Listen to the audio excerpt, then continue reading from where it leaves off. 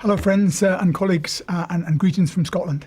I'm really thrilled to be asked to speak at the conference, and thanks very much for the invitation.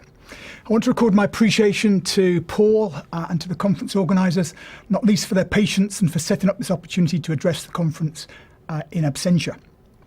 I teach pretty heavily in semester one on Tuesdays and Wednesdays here, and have a number of commitments in this first week of the teaching term, so I'm unable to be there in person. Okay, a few years ago now, I co-authored a study with a colleague, Ronnie Johnson, which investigated the history of respiratory disease in the British coal mine industry. I'm currently working on a follow-up study of the history of disability in the coalfields in the 19th and early 20th centuries to 1947, funded by the Wellcome Trust and involving a team of researchers in South Wales, Scotland and Northern England. This event in Paris provides an opportunity to link these projects and to make some tentative comments on the 1930 Johannesburg meeting in relation to silicosis in coal mining in Britain. In this talk then, I want to reflect briefly on the background and context from around 1900 to the 1920s, then examine some of the issues raised at the 1930 conference and comment on their meaning and significance in relation to debates and policy making on silicosis and pneumoconiosis in British mining in the 1930s. Okay, starting with background and context. The links between South Africa and Britain in relation to workplace health and safety in mining were evident long before the Johannesburg conference, as was the existence of a serious silicosis problem in British mines. In the early 20th century, however, this was considered to be an issue affecting metal miners and not the far more numerous coal miners, as Catherine Mill's work has shown.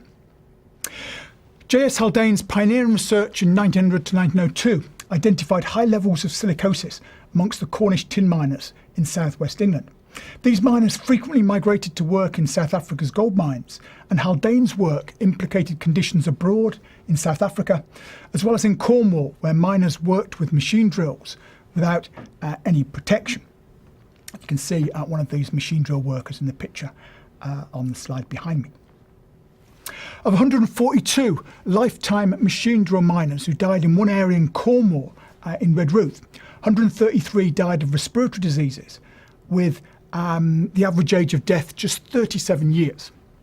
Non-machine miners lived on average 16 years longer to 53.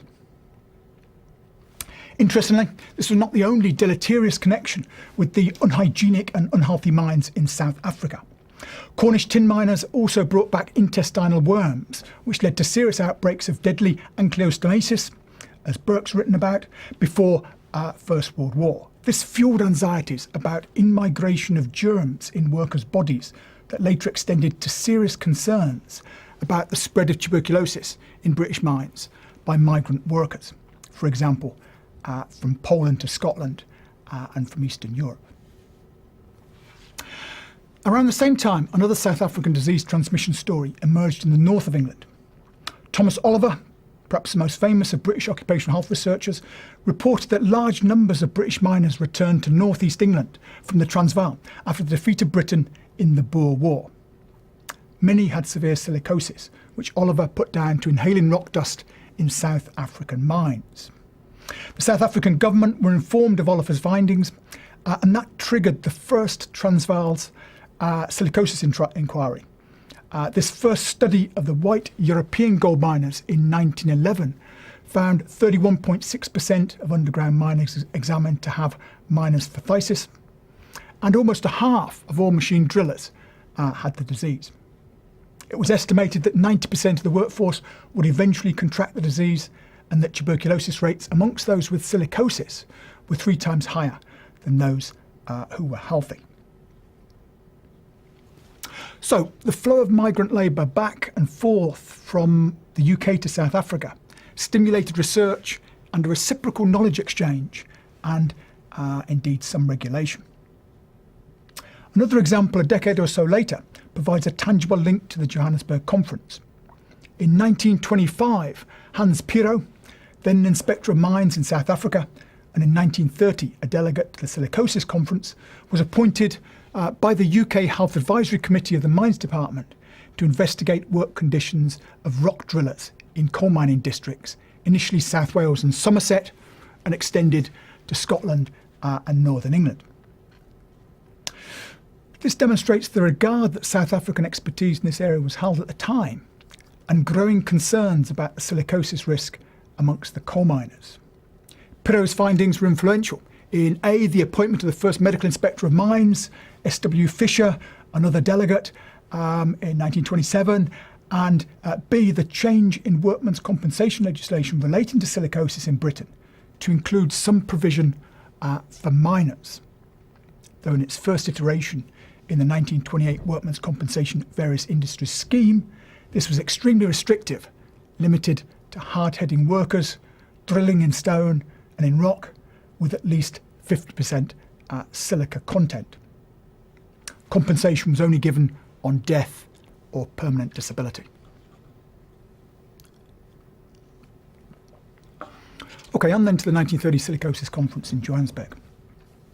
The British contribution to the conference was significant, with the largest number of delegates, 4 apart from the South Africans. The British delegates, noted here on the slide, were S.W. Fisher, Medical Inspector of Mines, Middleton, Medical Inspector of Factories, Professor Arthur Hall, University Professor and Chair of the Medical Research Council Industrial Pulmonary Diseases Committee, and Professor Kettle, Pathology Specialist from the University of London.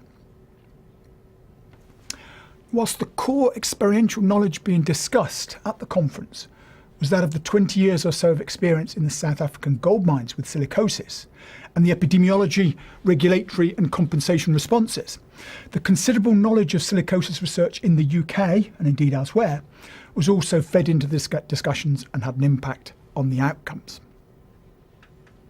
My focus here is on the insights the conference provided into discourses and understandings of the extent of the silicosis risk, especially in relation to miners, and the lived experience of respiratory disability.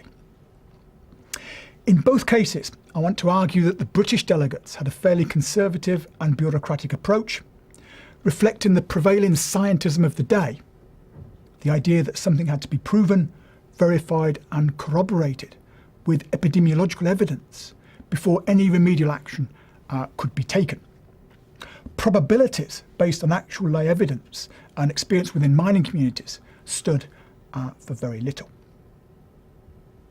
The 1930 conference thus probably did little to affect the practical politics of the struggle to get silicosis properly recognised as an issue in mining in the UK in the 1930s. However, it does tell us a lot about prevailing discourses and beliefs. Whilst the exchange of knowledge at the scientific and epidemiological level and the publicity the conference generated undoubtedly had some effect in raising the profile of the disease generally. So I want to focus in what remains of my time on 4 points. And firstly, on medical orthodoxies and the narrowing of risk. Amongst the points British delegate and Medical Inspector of Factories E.R. Middleton made in his opening remarks were that serious disability and death could come after very short exposures. One example he gave was of 2.5 years.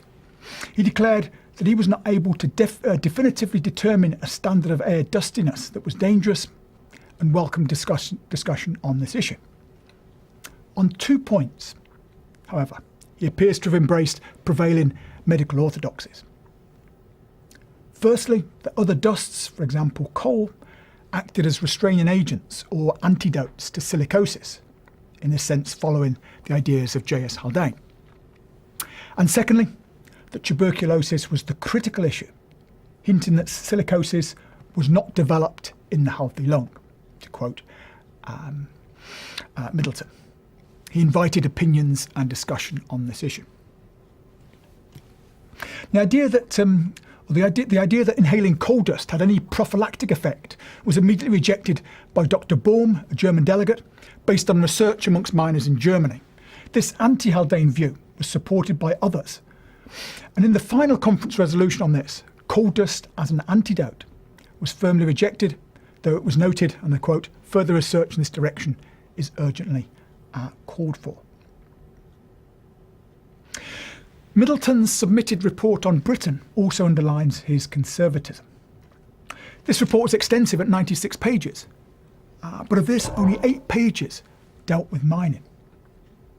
Middleton reflected the existing orthodoxy in emphasising that the problem of silicosis was prevalent in certain factories and in metal mining, and where a risk existed in coal mining, it was only in specific operations involving working with rock as distinct from an exposure risk across the entire coal mining labour force.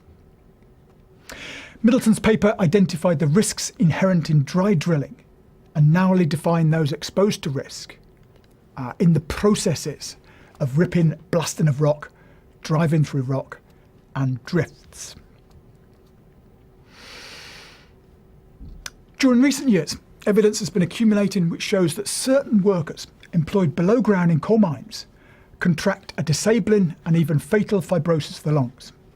These cases, though at first sight they seem so varied, when reduced to main factors, show that all the men worked for a certain time in rock. He continued, "It is impossible as yet to arrive at the true incidence of silicosis in the coalfields."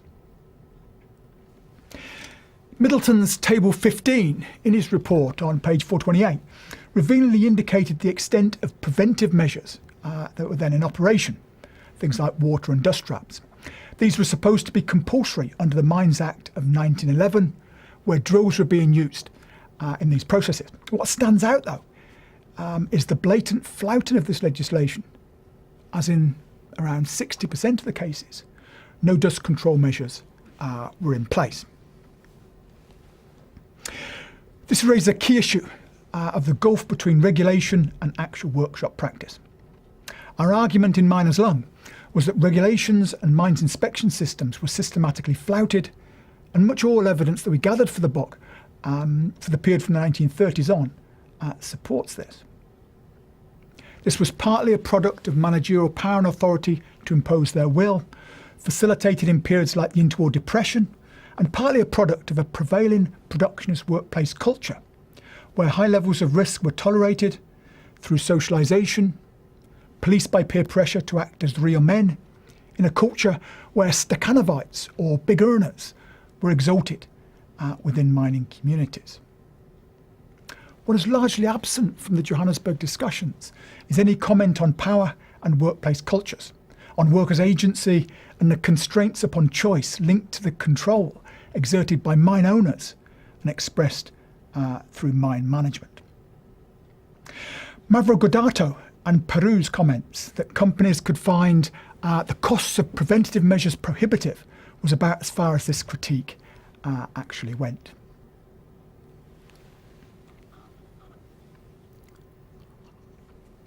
The British contributions appear to define the risk narrowly.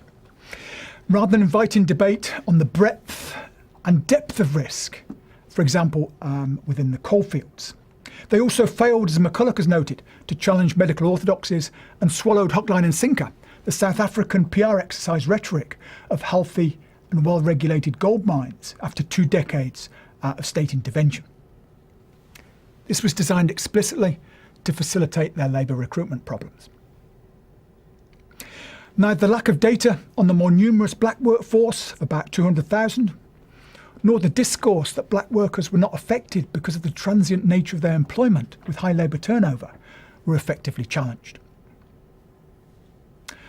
After 1930, silicosis certifications rocketed massively in the UK amongst coal mining workers, notably in South Wales, as Bufton and Mellon's work in 2005 has demonstrated. Within a few years, moreover, it was recognised that apart from classic silicosis, coal miners were also suffering from a fibrosis of the lungs connected solely to inhaling coal dust. In an echo of the Johannesburg conference, all 4 British delegates, Fisher, Middleton, Hall and Kettle, were on the Industrial Pulmonary Disease Committee of the Medical Research Council from 1936 that investigated what was then called Disease X, a new pneumoconiosis, or rather a rediscovered version of anthracosis or black lung. Similar delays to accumulate irrefutable scientific evidence flowed. So CWP, coal workers' pneumoconiosis, was not officially scheduled until 1942. Epidemiological evidence was just one element within the wider campaign in the UK to get silicosis and subsequently coal workers' pneumoconiosis recognised as occupational diseases in mining, and preventative and compensation measures implemented. We've argued elsewhere that the mining trade unions were pivotal players in both the silicosis and the CWP campaigns. And that leads to another significant point relating to the 1930 Johannesburg Conference. The voices of organised labour are marked by their absence. And this despite the fact that the ILO and the International Stoneworkers Federation were instrumental in setting up the 1930 conference. This was also in marked contrast to the British CWP investigation from 1936, when from the outset the views of the miners' unions, community doctors and physicians were sought and fed into the process of accumulating knowledge and evidence gathering. The third area I'd highlight relates to the policy of dismissing certified silicotics and silicotics with TB from employment. This appears to have divided the 1930 conference and indeed the British contingent. On the one hand were those that supported sackings on the ground that this removed them from dusty atmospheres that would worsen their health further. To leave them in the job sucking in the dust would equate, one delegate argued, to, and I quote, slow suicide. Others saw this as justified on the grounds that the TB cross-infection risk had to be minimised. On the other hand, were arguments that in the interwar depression there were few alternative job opportunities for miners, and Fisher made this point in relation to British coalfields at the conference, especially older men. So unemployment and the deleterious physical and mental impacts worsened their situation. The conference in the end decided on a compromise recommendation on this, which supported dismissal where any TB was detected, and with just silicosis, a policy where sackings of younger, less experienced workers was encouraged, with some flexibility to retain older workers in employment.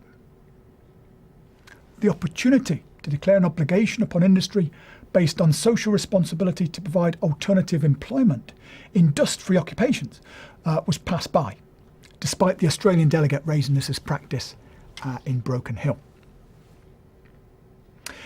The increased medical surveillance upon workers, which went along with these silicosis compensation schemes, meant that workers' bodies were now under unprecedented levels of scrutiny.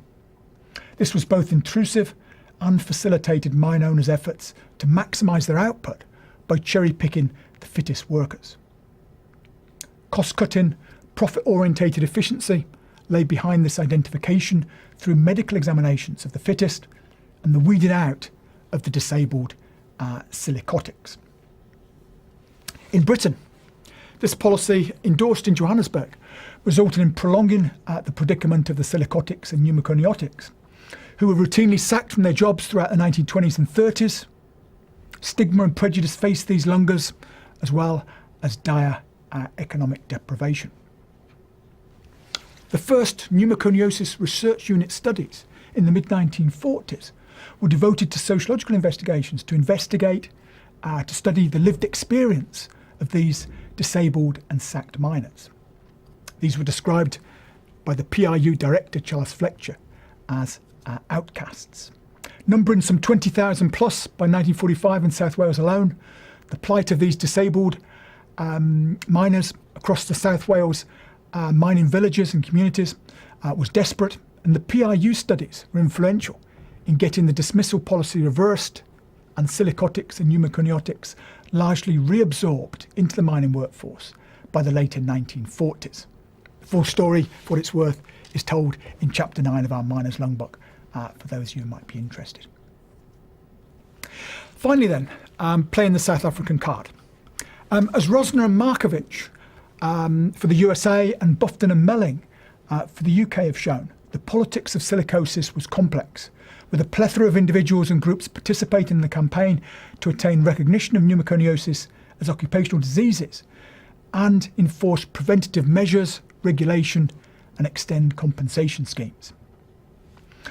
Defining the disease as occupation-related, as Dems argued, was subject to a wide range of social, economic, political and cultural factors.